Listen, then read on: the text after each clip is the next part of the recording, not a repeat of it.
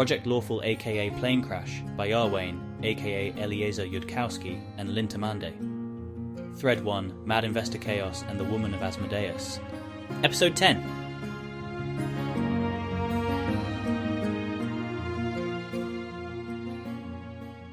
Keltham goes to the improvised whiteboard and starts drawing squares and triangles, red and green, large and small, inside some bigger blue circles.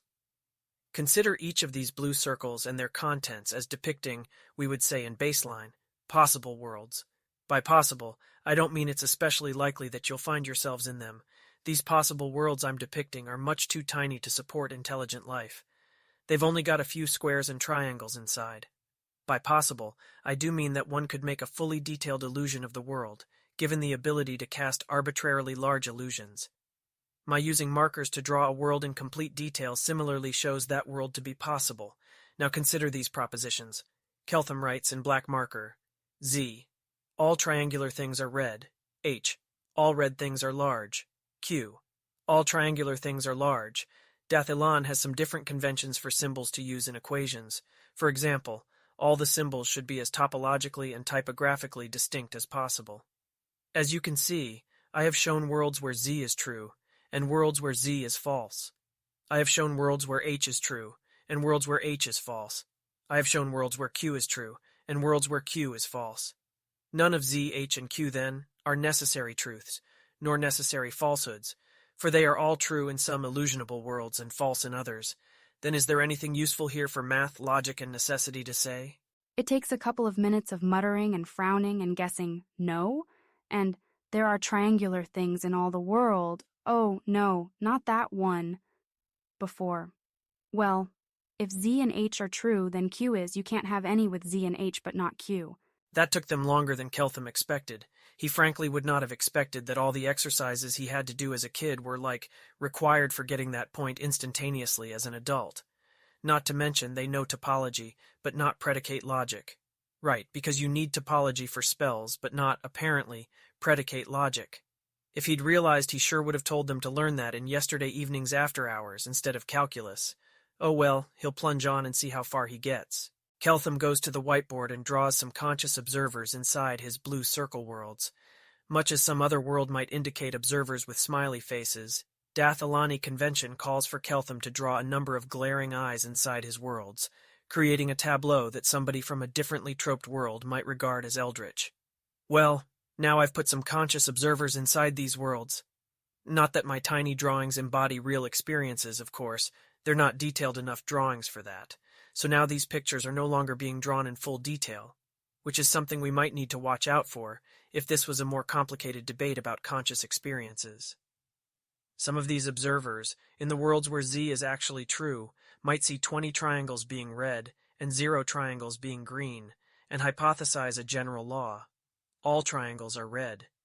They might be able to deduce, without having to actually scry into other planes, that Z was not a necessary truth. They might be able to cast illusions, draw on walls, or just use their imaginations to see that. So they would not be certain that all triangles are red.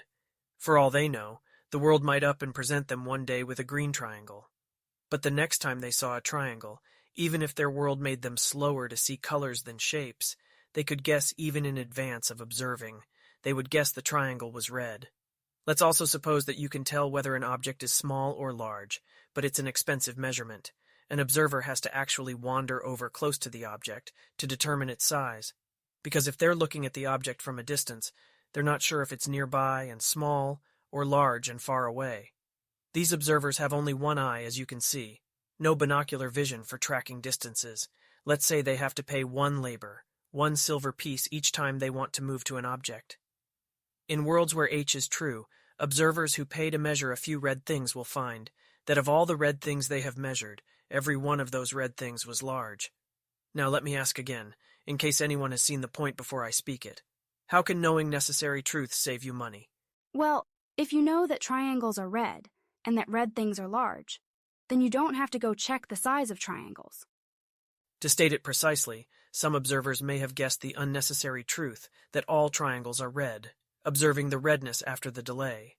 They may have separately guessed the unnecessary truth that all red things are large, after paying to measure some red things. Maybe they've never measured any of the red things that were triangles. We can suppose for the sake of clarity. Then the necessary truth, Q is true in all worlds where Z and H is true, can allow them to guess the unnecessary truth, all triangles are large, which necessarily follows from other unnecessary truths they've guessed. And even if they've never measured the size of a single triangle before, they can guess, though not know for certain, that every triangle they've seen was large, and that the next triangle they see will be large. If it's the kind of knowledge that matters, but not enough that you need to be very sure of it, they could use that guess in place of paying a silver piece to measure it. Of course, it isn't a necessary truth that the observers are capable of figuring this all out, that they can operate the necessity Z and H yield Q. We could draw an illusion of a world where the observers totally fail to figure that out. It would still be true across all planes and all illusions that could ever be drawn in full detail, but the people in that illusion wouldn't know it. It isn't necessary that entities successfully operate universal necessities in order to see which new guesses must follow from old guesses, which means that some entities do better or worse at this than others. This is true when considering all possible worlds as a whole, and also happens to be true within my homeworld, and almost certainly in this one. So now we shall turn to the question. Suppose you were constructing a new entity from scratch. How would you go about embedding in them an internal reflection of the interuniversal law, the ability to operate necessary truths correctly? No, sorry, that's probably too much of a leap to ask in one go. Strike that. Restart. Suppose you were comparing two entities. How would you say that one was doing better or worse than the other at being lawful in this exact sense? Keltham hasn't noticed, but his teaching style clearly has half the class extremely panicked. They are concealing it very well. It really seems bizarre that you could teach law this way, with trick questions and guessing games and strange rules about how you're supposed to volunteer wrong answers if you aren't sure you know the right one. It seems like the habits of mind that would teach are, well, does she actually think that it'd teach unlawful habits of mind or just horrendously ill-advised ones? There is a difference. If you built a military out of Kelthams, it would not be a very good military, which is a perfectly serviceable definition of law. The discipline and coordination required to win wars. The Kelthams, and plausibly the people taught like Keltham, would be wrong, a lot, out loud and cheerfully. They'd consider everything their business. They'd ask questions they shouldn't ask. He did behave differently with Contessa Laratha. Maybe there's a kind of distinction the mind can successfully maintain, irreverent in most contexts, but deferential where it actually matters. But it seems like it would be hard to tell if someone will be deferential when it actually matters, if they've spent their entire life in contexts where it doesn't, not being sufficiently deferential at all. You could look at how good they were at making those guesses, how often when they guessed they were right, how often they missed a pattern. Measuring how good people are at guessing final conclusions in reality, whether, when they say, I assign 90% probability this triangle is large, the triangle is actually large 9 times out of 10, sure is a metric of how much law people contain and are using correctly. But there's more than one kind of law you need to build an agent, and the piece of law we're trying to isolate is the one that's about using necessary truths correctly. One way of looking at that part is that it's about which conclusions follow from which premises. To demonstrate, Keltham has seen 1 or 2 fragments of algebra in his reading, enough that he has some idea of what Chelish algebra conventions look like, though it's a bit weird that they teach algebra without, teaching people what algebra means. Hopefully it's not a piece of knowledge that's info-hazardous here, but not in Dathalan. He sketches a series of equations. Equation 1, x equals 1. This is our premise. Equation 2, y equals 1. This is also a premise. Equation 3, 1 equals 1. This is derived from the identity of 1. Equation 4, x equals y. This is obtained by substituting x from equation 1 and y from equation 2. Equation 5, x times x equals y times x. This is obtained by multiplying equation 4 by x. Equation 6, x times x minus y times y equals y times x minus y times y. This is obtained by subtracting y times y from both sides of equation 5. Equation 7, the quantity x plus y times the quantity x minus y equals y times the quantity x minus y. This is derived using the difference of squares on the left-hand side and factoring on the right-hand side. Equation 8. X plus y equals y. This is derived by canceling the factor of x minus y. And finally, equation 9. 2 equals 1.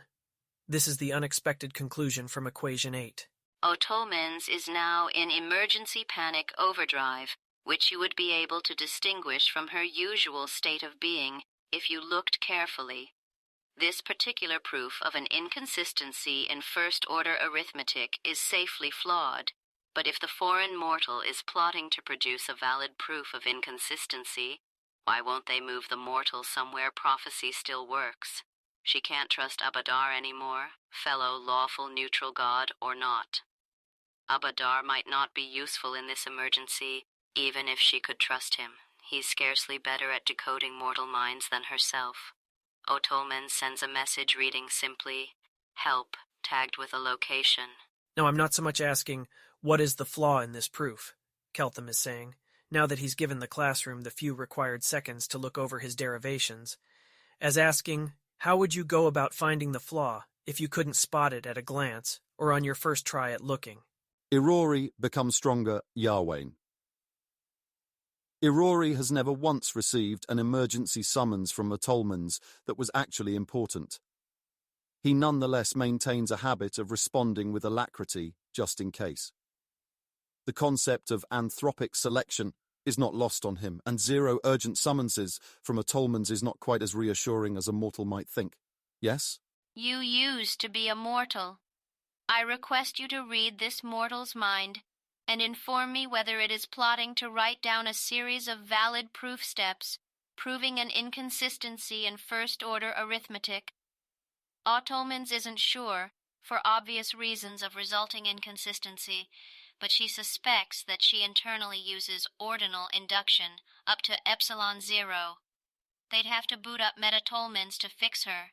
Ex-mortal or not, from where Irori truly stands far above Galarian and other places, it isn't easy for him to look inside the mind of a mortal not pledged to himself and praying. Otolmens only needs to pay attention to relatively few things going on inside the multiverse, and then she is a relatively materially focused entity on top of that, designed to be able to check all the electrons in a room to make sure none of them have the wrong mass. Irori, if he hasn't formed an avatar and sent it into the room, cannot read the writing on the whiteboard the way Otolmens can. He can barely tell that these souls are in a library surrounded by books. He definitely can't hear the sounds, the pressure patterns transmitted through the air as vibrations. Still, it is Otolmens who calls, and the mortal is more lawful neutral than usual even for those that register lawful neutral. From the mortal's general spiritual posture, Irori can already guess what he'll see. But just in case, Irori expends the energy to take a very brief look at the surface of the mortal's mind. It's not as difficult as it would be at other times of this mortal's life. Given his current endeavors, he's not planning to destroy mathematics, he only intends to teach of his way to others. Irori shifts most of his delegated attention back to other aspects of his businesses, leaving only a tiny fragment to look at the Chelish place a bit longer. Wait, what? Irori shifts somewhat more of his attention back to that location. Carissa feels that she could grasp what Keltham is pointing at a lot faster if she were reading his mind, but that's disallowed. Now he's a fourth circle caster and reasonably likely to notice. She can't even ask him whether it'd be all right if she read his mind because they haven't acknowledged mind reading to be a thing that magic can do. It remains bizarre to think that law has anything to do with formal mathematical logic.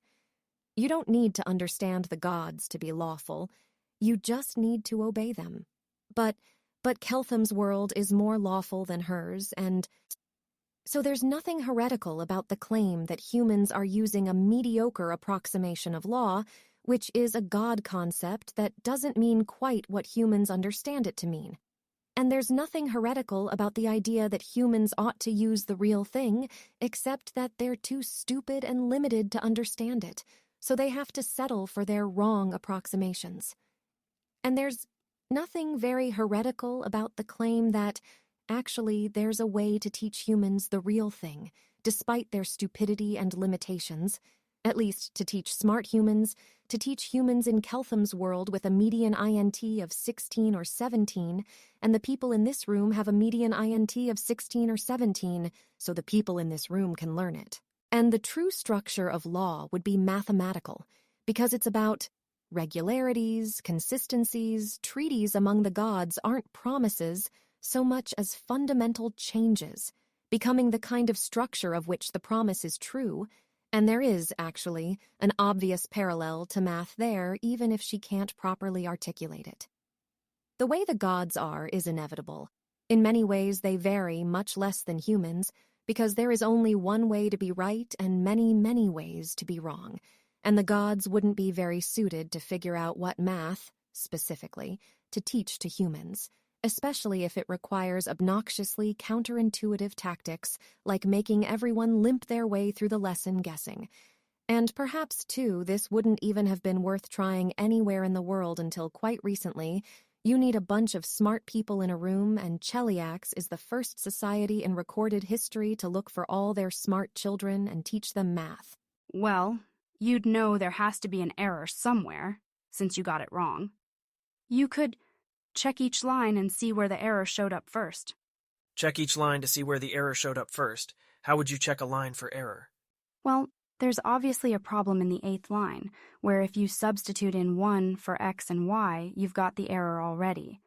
And there's not a problem in the 7th line, because that one comes out to 2 times 0 equals 1 times 0, which is true. Keltham takes a quick look at the name tag of whoever that was. Why the Chelians collectively aced this problem, but not the predicate logic one. Presumably it's just down to more actual practice with algebra. Precisely. If we substitute in 1 for x and y, and evaluate the left-hand sides and right-hand sides of each equation, we get the following assertions. Assertion 1. 1 equals 1, therefore x equals 1. This is our premise. Assertion 2. 1 equals 1, therefore y equals 1. This is also a premise. Assertion 3. 1 equals 1, therefore 1 equals 1. This is derived from the identity of 1. Assertion 4. 1 equals 1, therefore x equals y. This is obtained by substituting x from assertion 1 and y from assertion 2. Assertion 5. 1 equals 1, therefore x times x equals I times x. This is obtained by multiplying assertion 4 by x. Assertion 6. 0 equals 0. Therefore, x times x minus y times y equals y times x minus y times y. This is obtained by subtracting y times y from both sides of assertion 5. Assertion 7. 0 equals 0.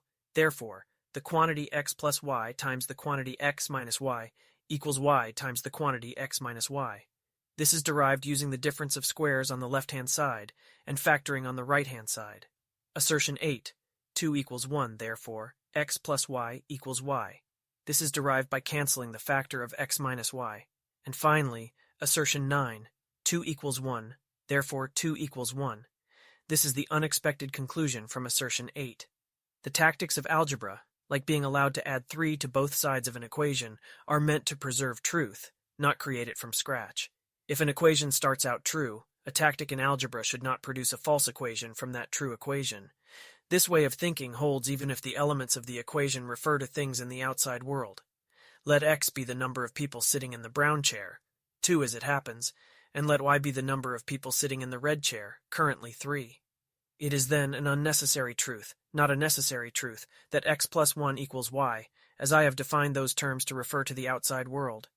In our world, x plus 1 equals y evaluates to 3 equals sine 3, which happens to be true. But if you cast an illusion showing 2 people sitting in the brown chair and 2 people sitting in the red chair, the equation in that world would evaluate to 3 equal. Sine 2, which is false. And if I said x plus 10 equals y, that would be an unnecessary falsehood. In our world, it evaluates to the false statement 12 equals sine 3. Now apply the rules of algebra, add 2 to both sides, and transform the first equation x plus 1 equals y to the new equation x plus 3 equals y plus 2.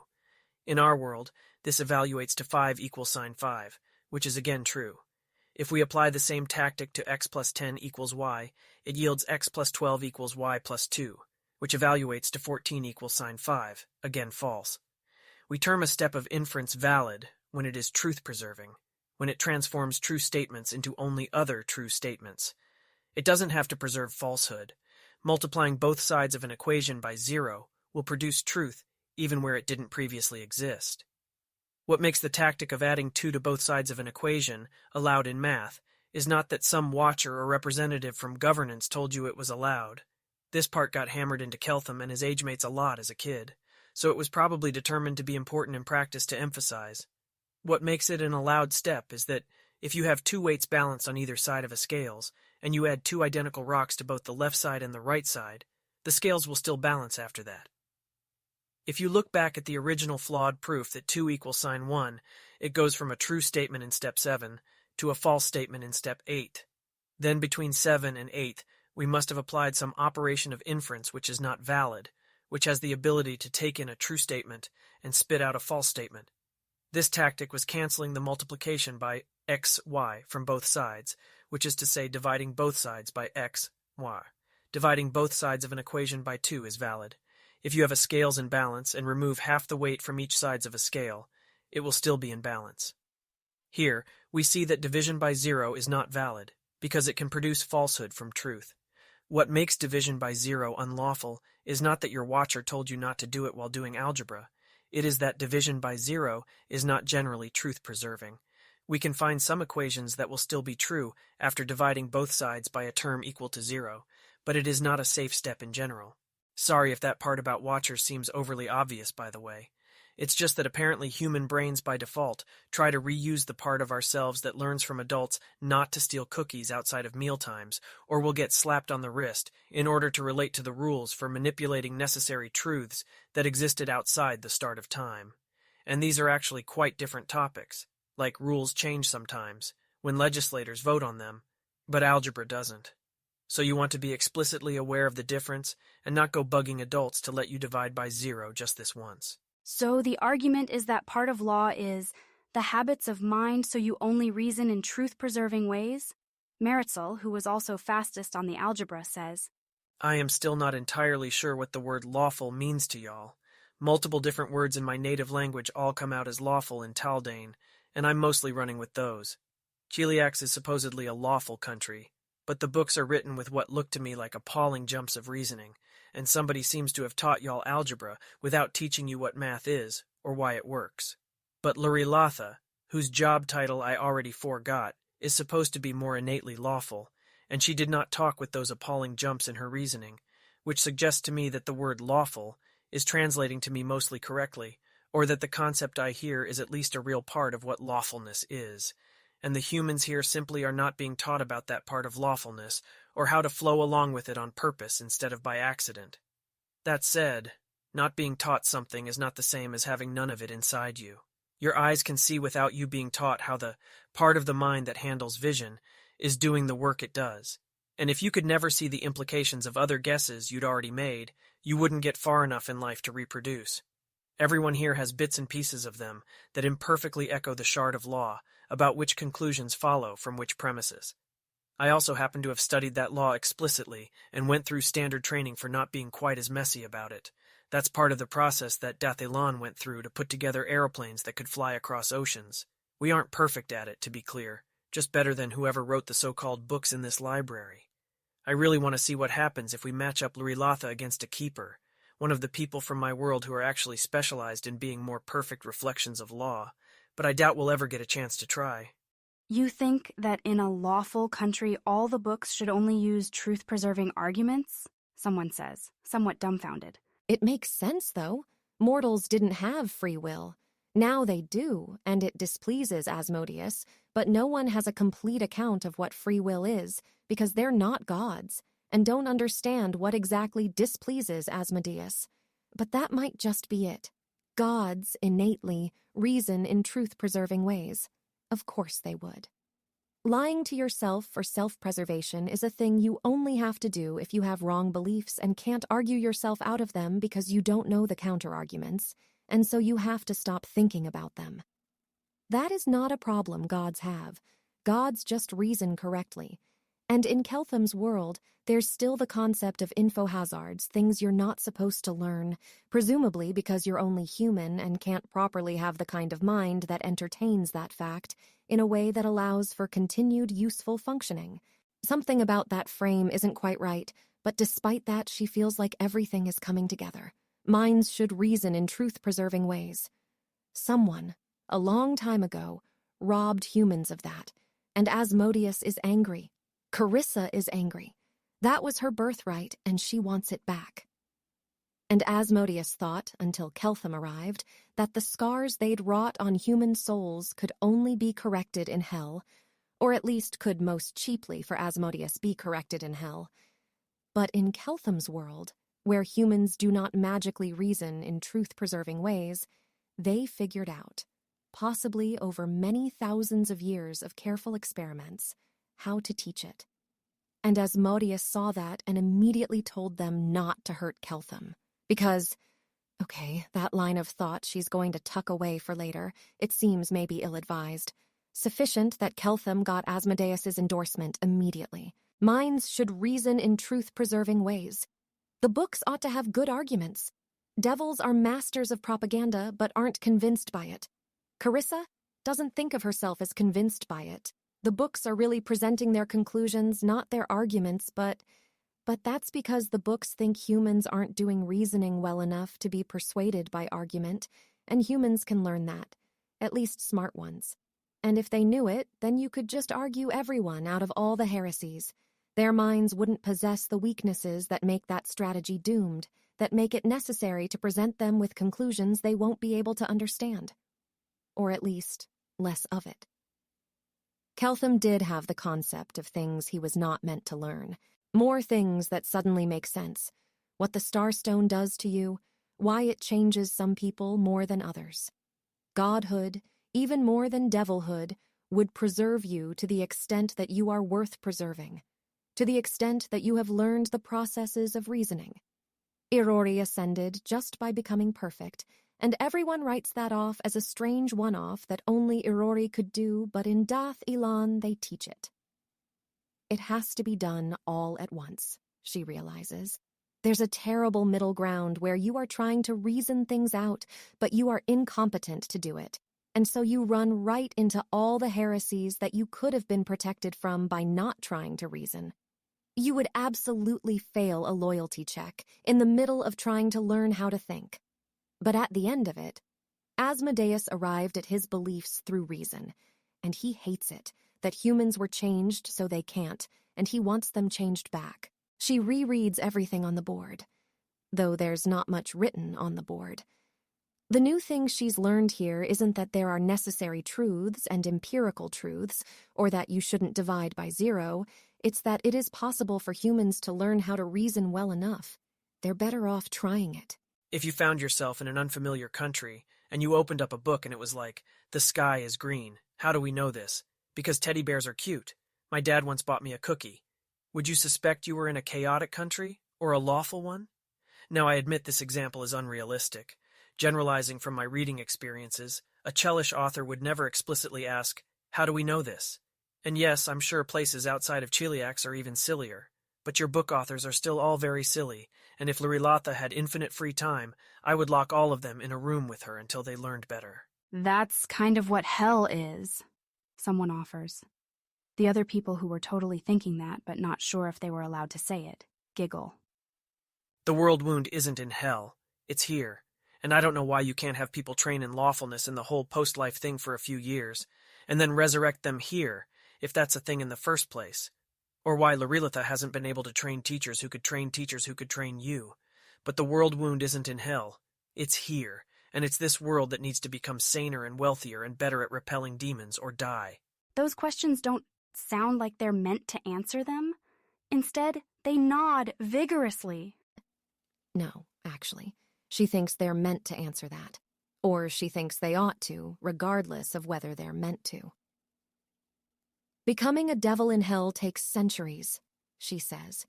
You can't be resurrected after that long. It's been widely assumed there just wasn't any way to make a useful amount of progress on being lawful the way devils are in a human lifetime, or in time to close the world wound. But it seems to me that the reason Asmodeus intervened directly to tell us to make this a priority is that the way you know is a lot faster. Asmodeus would also bet significant resources on that, even if he only estimated a small probability of it working, so let's not get overconfident. But yeah, I don't know how long Dathilan took to get where we did, starting from scratch and baseline. We had to screen off our history, for reasons that are apparently also info-hazardous to know about, but the pieces all fit together, and you should be able to complete the whole thing once you have enough hints from me. Even if there's no spell to give me perfect recollection of all the training I went through, I'm hoping it should be possible to get, 80% of the benefit from going off my memory of, hopefully, the most critical parts. Not to mention, you're not all 8 years old, and that should count for something when it comes to learning this part a little faster. Keltham turns back toward the whiteboard, completely unconscious of any effect the declaration about 8-year-olds might have had on the rest of his audience, who are all concealing their reactions anyways.